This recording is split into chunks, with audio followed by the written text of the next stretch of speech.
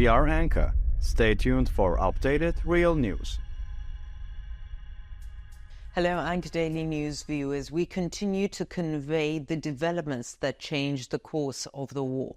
Today, we are again witnessing extremely striking events in the conflicts between Ukraine and Russia. The scale of the war has entered a new phase, especially with the increasing attacks recently.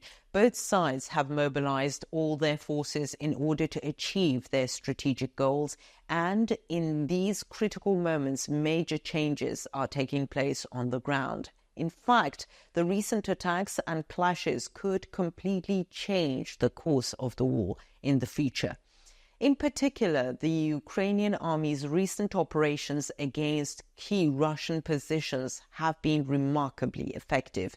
The extensive damage to the targeted points continues to increase the pressure on the Russian army and its defense lines. The large-scale fires that occurred after these attacks posed a serious problem for Russia and once again questions the effectiveness of its air defense systems. These events have significantly weakened not only Russian military assets, but also their strategic infrastructure.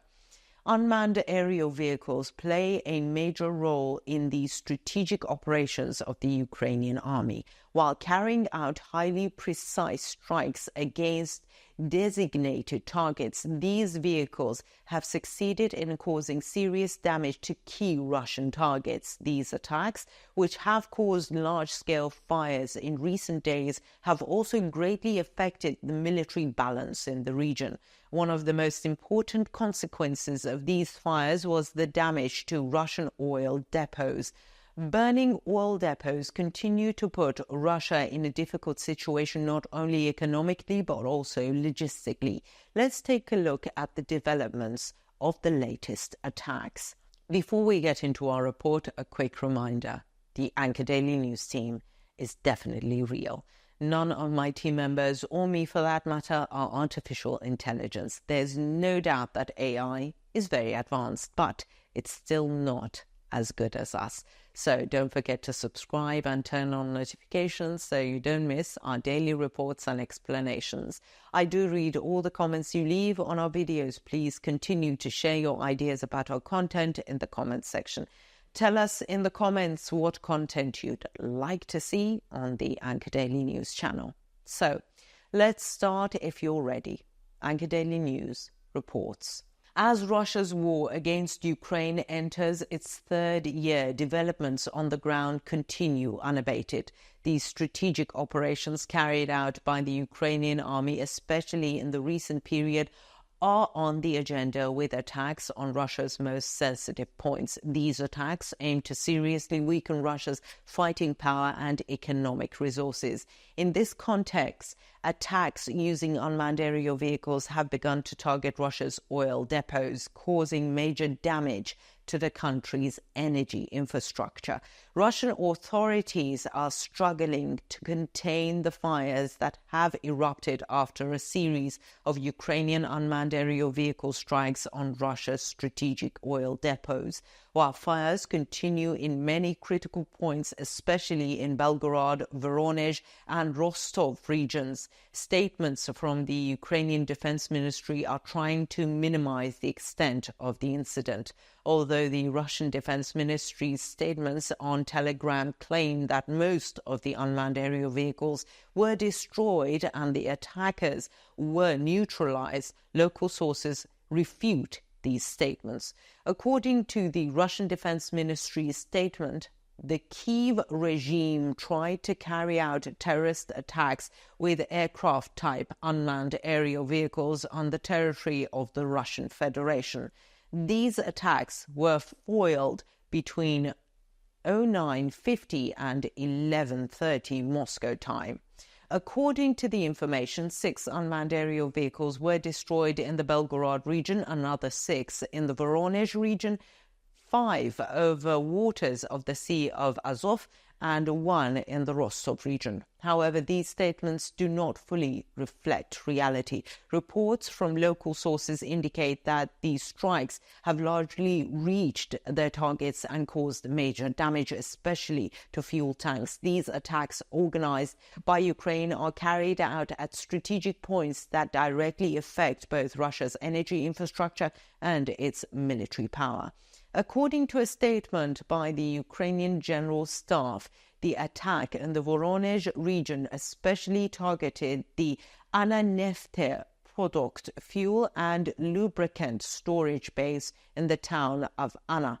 Ukraine claimed responsibility for the attack, confirming that a significant part of the facility was hit and that at least one vertical tank was destroyed and set on fire. This operation stands out as one of Ukraine's strategic moves to turn the tide of the war in its favor. The Ukrainian General Staff made the following statements in a post on Telegram. It was noted that the Russian air defense system was not effective in the area where the facility is located. It was confirmed that at least one of vertical tanks was hit and a large-scale fire broke out. This reveals the Russia's defense system are unable to provide effective protection against Ukrainian unmanned aerial vehicles.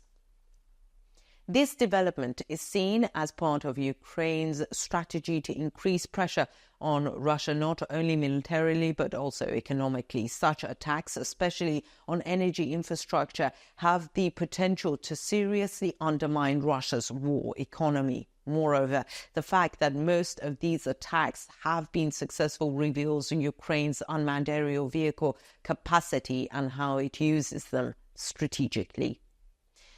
Fires are also reigning in other parts of Russia. In recent days, a large fire was reported to have broken out in Perm Krai, located about 1,119 miles from Ukraine. According to the Russian Ministry of Emergency Situations, the fire in the Perm Krai spread over an area of 10,000 square meters, and it took hours to bring the fire under control. However, it's not yet clear whether the fire was the result of an attack by unmanned aerial vehicles. The ministry said it was investigating the cause of the fire, and unmanned aerial vehicle strikes were not considered as a possible cause. Despite this statement, local sources claim that the fire in Perm Krai may also have been the result of an attack. Fires in these regions where Russia's defense mechanisms are weak are associated with the inadequacy of air defense systems. Although Russian officials claim that these fires